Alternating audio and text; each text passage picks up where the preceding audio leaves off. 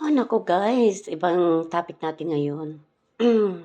Kasi nakita ko yung balita sa telebisyon, 'no, diyan sa Pilipinas, na si Leo Marcos Manggusin naaresto, pinusasan. Sinampahan kasi siya ng kaso ni Makagago. At noon pa 'to, sila ay nagbabanatan, nagpapalitan ng salitaan hanggang humantong, sa siraan at pamimersonal. So, pero si Makagago noon pa 'to, siyempre 'di ba na-topic din niya ang Kalingap noon, tapos na 'yun. Kaya naka-focus siya dito naman sa mga ibang politics issue hanggang humantong nga dito kay Leo Marcos sa Manggusin 'no, o Manggusin Marcos, something like that. Si Francis Leo Manggusin. So nakita ko nga pinusasan siya, habang kumakain siya ng salad, may tumawag sa kanya na may warrant of arrest siya. Sabi niya, "Huwag kang maniwala doon." Sabi niya gano'n. "Walang sinabi sa akin ng attorney ko." Ewan ko lang kung totoo yung sinasabi niya. Pero 'pag, hindi, kabababa lang kanyang cellphone, kumain siya ng salad 'no, kabababa lang ng kanyang cellphone, wala pang ilang minuto dumating yung mga kapulisan 'no, ng DLIG, something like that 'no. Dumating yung kapulisan, tinatanong, "Ikaw ba si, Francis Leo Manggusin?" Sabi niya, "Oo, si Leo Marcos." Sabi niya, "May warrant of arrest." Kaya yung sinabi niya doon sa kanyang kausap sa telepono, "Wag kang maniwala diyan, hindi totoo yan, walang sinabi ang attorney ko." Ayun, pinatayo siya 'no, binigyan siya ng warrant of arrest, pinusasan, dinala siya doon sa presinto at doon naghihintay na si Makagago. Kaya ayun, sabi ni Makagago 'no, kung bilang vlogger 'no, mag-topic daw, mag-topic, pero yung pagdating ng pamimersonal sa kanyang asawa, sa kanyang nanay, ibang usapan. Kaya sabi naman ni ano, ni tawag dito, ni Francis Leo, "Oh, maghintay ka rin dahil sasampahan din kita ng kaso."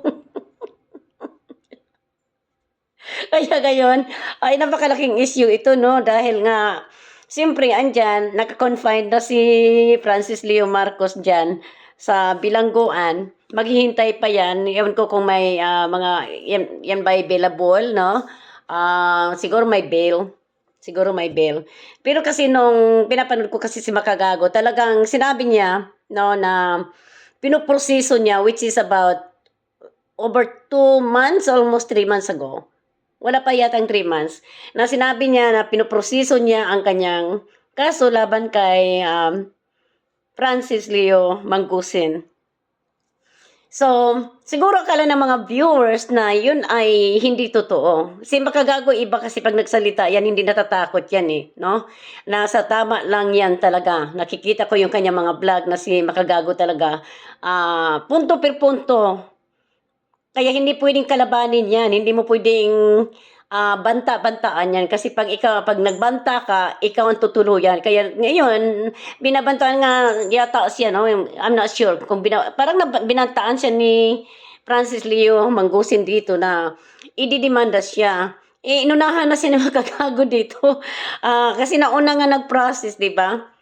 Ay mabilis yung attorney ni Makagago ditong kumilos kaya kaagad-agad na napakilos nila yung, um, pagsampa ng kaso kay Francis Leo Manggusin. So, kasi nga isang vlog doon na nasabi ni Makagago na pati yung kanyang pamilya at anak napipersonal na ni Leo Manggusin. At, ako naman 'no, minsan sumilip-silip din ako kay Leo Manggusin sa kanyang mga video, sa kanyang mga live. Ay may kayabangan din naman kasi itong si Francis Leo Manggusin. Meron, as in meron, na may mga binabanggit doon sa kay Makagago, "O sige, subukan mo lang 'no, ririsbakan kita." Mga ganyang bagay ba, yung siguro akala niya siguro hindi siya tutuluyan ni Makagago. Eh, ngayon naunahan na siya 'no, napusasan na siya at lahat-lahat. Ano kaya mangyayari sa kasunod nito? Malaking ano 'to kasi, doon sa departamento po, nandoon si Makagagon, naghihintay sa kanya. Kaya sinasabi niya doon, o nasaan na ngayon tapang mo? Sabi niya, okay lang yung kung magsagutan tayo, pero pagdating sa asawa at nanay ko, sa pamilya ko, ibang usapan personal na to. Hindi ko atras ang kaso na to. Itutuloy yung kaso na to. Kaya naku, Ginoo ko Maribar. Parehong nga charity vlogger. Si Makagago kasi, si Francis Leo kasi, no, sinusuportahan ko to dati. Dahil nga namimili ng bigas, namimigay ng bigas, sinahamon niya yung mga mayayaman, mga milyonaryo, mga artista, mga politician, noon pa to, no?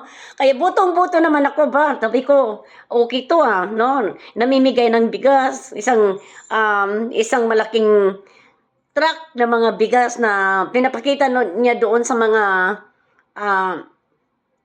tawag nito subdivision na mga talagang pinapadaan niya doon sa subdivision, sa mga mayayamang politician, talagang sinashout out niya, kayo dyan mga mayayaman, magbigay kayo ng bigas. At itong panahon pa to ng COVID-19, di ba, kasikatan ni Francis Leo Manggusin, o Marcos. So, kaya ang dami po niyang followers. Oo, umabot yata ng million yung followers niya. Ngayon, nang nabalitaan natin na may mga fraudulent yata, nababanggit doon sa mga live, no, sa mga commentator. Ang nabalita ko lang may mga fraudulent yata fraud na mga ginagawa si Leo Manggusin. Hindi ako naninira na nababanggit ko lang dito, yung nababalita ko ba. So, iyon, tapos sabi doon sa department na police department, pati yung isang tao doon na si Leo daw, pati yung mga ibang mga fake niyang identification at iba-iba pa. Kaya siguro ito na yata yung pinakamalala kasi 'di ba noon nabalitaan natin na siya ay na naaresto. I think itong pangyayaring ito na demanda ni Makagago kay Marcos Leo Manggusin, ito yan na yata ang pinakamalala kasi nagsama-sama na yung iba na mga sinisiraan daw ay ako mas maano diyan. Nagsama-sama daw yata yung iba pang mga tinatamaan dito sa mga paninira daw. Dito ko lang nakuha yung yung balita doon sa news. Kaya opinion ko lang ito na anong pwedeng mangyayari dito. At siguro kahit na balikan ito kasi siyempre may bail naman, no?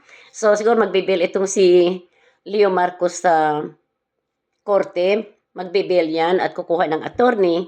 So ngayon, pwede siyang mag-counter sue dito, pero ano kaya ang ika-counter sue ni Leo Manggusin dito laban kay Makagago? Kasi alam ko na si Makagago, wala akong narinig na binabanggit niyang pamimersonal sa pagkatao ni Francis Leo Marcos Manggusin. Pagdating doon sa nanay, sa tatay, sa pamilya, wala. Ewan ko kung may narinig kayo, no? Kasi si Makagago napakatagal na po dito sa social media at napaka-wise po niyan no magsalita. Piling-pili niya mga sinasabi niya kung saan siya pwede magkaroon ng issue pagdating sa batas. Si Leo naman, wala siyang pakialam. Basta babanat siya ng babanat. So ngayon magkakaproblema, no? Dahil kahit mag-counter sue siya doon, mahina yung kanyang laban kay Makagago. Si Makagago talagang napakalakas po ng kanyang mga ebidensya dito laban kay Francis Leo Marcos. Kasi nga, nung napanood ko na na-process nga daw, tapos second time na napanood ko uli yung kanyang video, sinabi niya na malapit na, no? Kinikilos na ng attorney, hanggang dumating na ito ang kaso ni Francis Marcos Leo, yung pangalan niya, ay unjust vexation.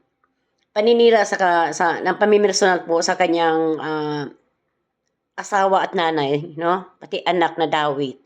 So, yun yung siguro pagdating diyan, ibang klaseng kaso ito eh. Pero malalim itong marami na kasing sumasabay dito sa kaso ni ni Makagago laban kay Francis Leo Marcos. Kaya yan guys, yun ang gusto kong i-share sa inyo na nagulat talaga ako. Kasi hindi ba noon na binantaan siya sa ibang barangay na nung kinontent niya isang barangay noon na pag hindi siya tumigil kakasuhan siya. Kaya sabi naman ni Makagago nung nag-content si Makagago sa isang barangay na yon, sabi subukan mo akong kasuhan, ako hindi ako umuurong sa kaso. Ako pa magkakaso sa iyo. Kaya Makagago matapang yan. Kaya nakasubscribe ako dyan kay Makagago. Kaya believe na believe ako dyan. Kasi naalala nyo, may nagsumbong dyan sa ibang barangay noon na bigyan ng reaksyon ang isang barangay. At nabigyan nga niya itong reaction, siguro nakatatlo si Makagago ng reaction dito. Tapos pinagtutulungan siya ng mga reactionist ng isang barangay dito. Hanggang humantong po sa pagbabanta kay Makagago na ididemanda siya nitong barangay na to, no? At ang sagot naman ni Makagago, handa siya at wala siyang inuurungan at baka nga siya nga daw ang mauunang magdemanda pag ito'y ididemanda niya kasi siyempre si Makagago, yung attorney Makagago hinahawakan niya, magaling talaga, mahal nga lang pero afford naman ni Makagago kasi may pera naman si Makagago. Dito ako na tatawa kasi sa mga bantaan kasi nilang dalawa, no? Akala ko hanggang doon lang, tinutuloy talaga ni Makagago ang kanyang salita dito, pinanghawakan niya talaga, pinaglalaban niya ang kanyang nanay, pinaglalaban niya ang kanyang asawa at anak dito sa paninira po, batay sa kanya, paninira galing kay Francis Leo, no? Kaya let us watch and see. Maghintay po tayo. Kaya ito napaka-interesting talaga ito, no? Tingin ko dito matagal itong matapos itong kaso na to dahil sabi nga ni Makagago, hindi niya bibitawan, hindi siya mag-cede, no?